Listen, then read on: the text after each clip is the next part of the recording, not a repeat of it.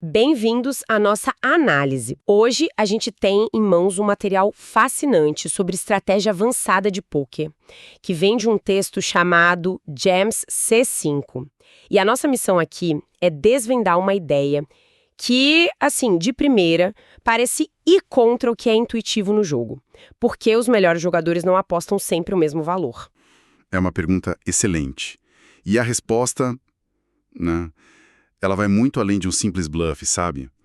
A gente vai desconstruir aqui a ideia de que a simplicidade nas apostas é algo seguro. O que vamos ver hoje argumenta que ter um tamanho de aposta só não é só ruim, é uma falha estratégica grave. Ok, vamos dissecar isso. Porque a primeira afirmação do material já chega com tudo. Múltiplos tamanhos de apostas são obrigatórios. A minha primeira reação é pensar, tá, mas para que complicar? Usar sempre o mesmo tamanho parece mais seguro, mais consistente, né? Eu não tô dando nenhuma pista sobre minha mão, certo? Pois é. E essa é justamente a armadilha do pensamento mais intuitivo. Parece lógico, mas na verdade é um equilíbrio muito frágil. É como, sei lá, tentar se esconder ficando parado no meio de uma sala. A sua falta de movimento, essa monotonia, vira a informação mais óbvia de todas. No pôquer, usar um único tamanho de aposta acaba revelando mais do que esconde. Como assim? Se eu aposto o mesmo valor com a minha melhor mão possível e com o bluff total, como que isso me torna previsível? Porque o seu range completo de mãos, ele não se comporta de uma maneira só. O exemplo que o texto dá é perfeito. Imagina um jogador que aposta sempre o pote inteiro. Quando ele tem um bluff, essa aposta funciona. Quando ele tem uma mão monstra, também. Mas e quando ele tem uma mão de valor médio? Uma mão boa, mas não incrível? Exato. Essa aposta do pote inteiro pode acabar assustando todas as mãos piores que poderiam pagar um valor menor para ele. No fim, ele perde valor. Ah, entendi.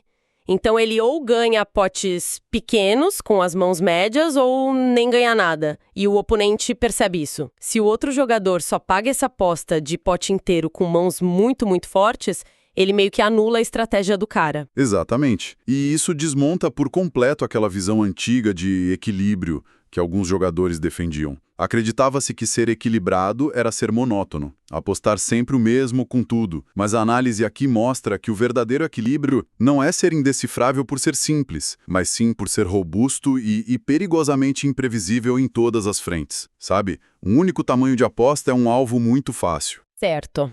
Essa parte está começando a fazer sentido. Mas agora a gente chega num ponto que, eu confesso, me deu um nó no cérebro na primeira leitura.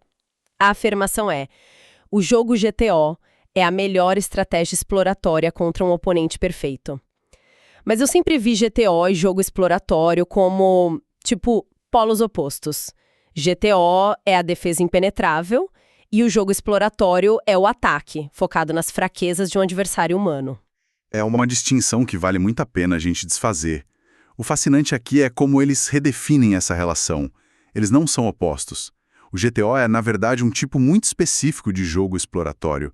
Pensa no objetivo final de qualquer jogador de pôquer. É sempre maximizar o seu valor esperado, o famoso EV. E como se maximiza o EV? Explorando os erros e as tendências do oponente. Claro, se o oponente desiste demais, eu blefo mais. Se ele paga demais, eu aposto mais com valor. Isso é exploração clássica. Mas como que isso se aplica a um oponente GTO que supostamente não comete erros? O que tem para explorar ali? Aí é que está a chave. A exploração contra um jogador perfeito consiste em jogar uma estratégia que ela mesma matematicamente perfeita. Como você não consegue achar uma falha para atacar, ele não desiste demais, nem paga demais, a sua única jogada para maximizar o seu EV é garantir que ele também não consiga explorar você. Você explora a ausência de fraquezas dele, jogando de um jeito que não pode ser contra-atacado. Entendi. É a estratégia do pedra, papel e tesoura. Se meu oponente é um mestre que sabe que eu gosto de jogar pedra, ele vai jogar papel. Mas se ele for um jogador perfeito que joga cada um terço das vezes de forma aleatória, a minha melhor resposta é fazer o mesmo. A minha estratégia GTO, de jogar um terço de cada, é a minha forma de explorar a perfeição dele para garantir que eu não perca a longo prazo. Precisamente. E isso leva a uma das conclusões mais importantes de toda essa análise. O jogo equilibrado é um subproduto, não o nosso foco principal. Ninguém senta numa mesa de pôquer pensando, meu objetivo hoje é ser perfeitamente equilibrado. Não, o objetivo é sempre em cada mão fazer a jogada mais lucrativa possível. O equilíbrio é só o que acontece naturalmente quando a jogada mais lucrativa é contra um adversário que não te dá nenhuma alternativa mais fácil. Ok, essa ideia do GTO como uma forma de exploração faz sentido, mas ainda tô tentando ligar isso com o tema principal. Como que ter, sei lá, 3 tamanhos de apostas diferentes me ajuda a explorar alguém que, em teoria, não tem falhas? Parece que eu só tô complicando as coisas pra mim mesma. Vamos usar o exercício mental que eles propõem, que é brilhante para clarificar isso. Imagina que a gente está no River. Somos nós que vamos apostar. E, para simplificar, o nosso range tem 2 tipos de mãos de valor. Primeiro temos as mãos nutted, as mais fortes possíveis, full houses, sequências. Com essas mãos, o nosso desejo é apostar o máximo possível para extrair todo o dinheiro do oponente. Certo, eu quero ir all-in. Exato. Mas a gente também tem as mãos de valor fino. Um par forte, por exemplo. São mãos boas, mas não são invencíveis. Com essas, a gente quer fazer uma aposta, mas uma aposta menor. Uma que possa ser paga por mãos piores que a nossa, como um par mais fraco ou um as alto. E aqui vem o problema se eu só tiver um botão de aposta, né? Se a minha única opção for apostar o tamanho do pote. As minhas mãos nutted ficam felizes, mas as minhas mãos de valor fino estão numa situação péssima. O oponente vai desistir com todas as mãos que eu queria que ele pagasse. O valor dessas mãos vai a 0. Perfeito. Agora, o outro cenário. Se a nossa única opção for uma aposta pequena, 1/3 do pote, as nossas mãos de valor fino agora estão dando lucro, porque estão sendo pagas por mãos piores. Mas as nossas mãos nutted, a gente está cometendo um crime, deixando uma fortuna na mesa ao não apostar mais. Ou seja, com um único tamanho de aposta, eu estou sempre sacrificando o valor de uma parte do meu range para beneficiar outra. Eu nunca consigo otimizar para todas as minhas mãos ao mesmo tempo. É uma escolha entre 2 males. A conclusão é, portanto, uma necessidade matemática. A única forma de maximizar o IV de todo o nosso range é ter opções. A gente precisa de um botão de aposta grande para as mãos monstras e um botão de aposta pequena para as de valor mais fino. Não é uma questão de estilo ou de sentir o jogo. É uma obrigação lógica para jogar de forma otimizada. A teoria tá clara, mas para mim isso só se tornou real mesmo quando eu vi o exemplo prático que o material nos deu. Aquela análise do solver foi, nossa, abriu meus olhos. Sim, ver a máquina em ação torna tudo concreto. A situação é a seguinte. A mesa final é as de copas, 7 de espadas, 3 de ouros e depois um par de 2 no turn e no river. O pote tem $100. Nós somos o agressor e o solver, o supercomputador de pôquer, tem 2 opções. Uma aposta pequena, de $50, meio pote, e uma grande de 150, uma overbet. E a primeira coisa que salta à vista no resultado é que ele não escolhe uma ou outra, ele não diz a aposta grande é a melhor. Ele usa uma estratégia mista. A aposta grande é usada em uns 11% das vezes, a pequena em uns 22% e o resto do tempo ele dá cheque. A estratégia ótima é usar ambas. Exato. E a magia está nos detalhes de quais mãos fazem o quê.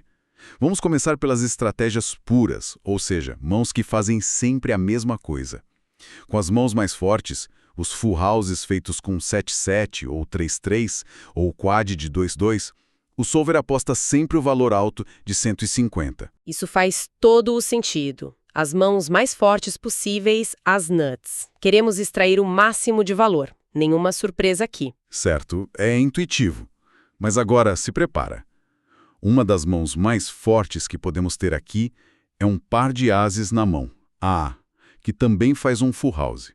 E com essa mão, o solver usa sempre a aposta pequena de $50. Espera aí. Isso me baralhou completamente.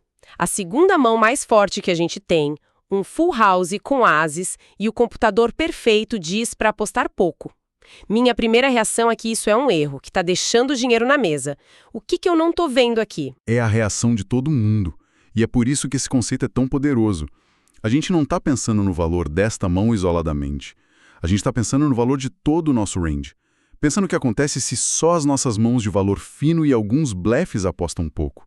Um bom oponente percebe isso rapidinho e começa a atacar as nossas apostas pequenas com raises agressivos, porque ele sabe que nunca vai encontrar um monstro ali. Ah, então TAA no range de aposta pequena é como ter um guarda-costas.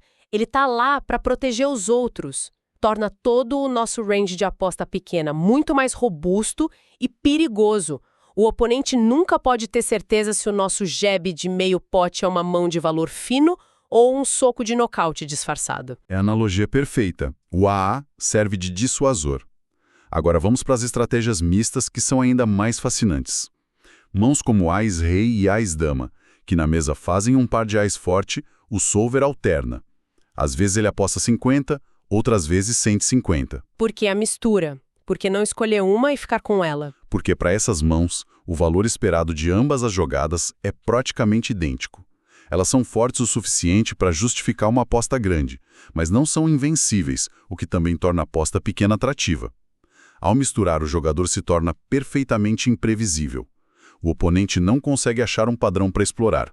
E os blefes? Onde é que eles se encaixam nisso tudo? Esse é o ponto crucial que une tudo. Os blefes também são misturados. O solver não tem um tamanho de aposta para blefe. Ele pega certas mãos sem valor e, por vezes, blefa com aposta pequena e outras vezes com aposta grande. Isso é fundamental para o equilíbrio. Para uma estratégia ser robusta, a gente precisa ter a proporção certa de blefes para mãos de valor em todos os nossos ranges de aposta. Faz sentido. Se a gente só blefa com apostas grandes, o oponente paga mais. Se só blefa com as pequenas, ele desiste menos. Exato. Temos que ser uma ameaça em todas as frentes. Certo. Sinto que as peças estão se encaixando, então se a gente fosse resumir tudo isso, quais seriam as gemas finais, as grandes lições que tiramos desta análise? A primeira é a mais direta. É matematicamente impossível jogar um pôquer otimizado, ou GTO, sem usar múltiplos tamanhos de aposta. É uma necessidade, não um luxo. A segunda que mudou a minha perspectiva é que nosso único objetivo deve ser sempre explorar o oponente ao máximo. O equilíbrio não é o objetivo em si, mas sim a consequência de tentar explorar um jogador perfeito. Terceiro, a razão pela qual precisamos de múltiplos tamanhos é que, sem eles, estamos sempre fazendo um mau negócio. Ou as nossas mãos fortes perdem valor, ou as nossas mãos de valor fino perdem valor. É um compromisso que uma estratégia ótima não pode aceitar. O quarto ponto foi a grande surpresa para mim. As mãos mais fortes não pertencem apenas ao range de aposta mais alta. Elas também precisam aparecer nas apostas menores para atuarem como guarda-costas, protegendo o resto do nosso range. E por último, os blefes têm de estar em todo lado.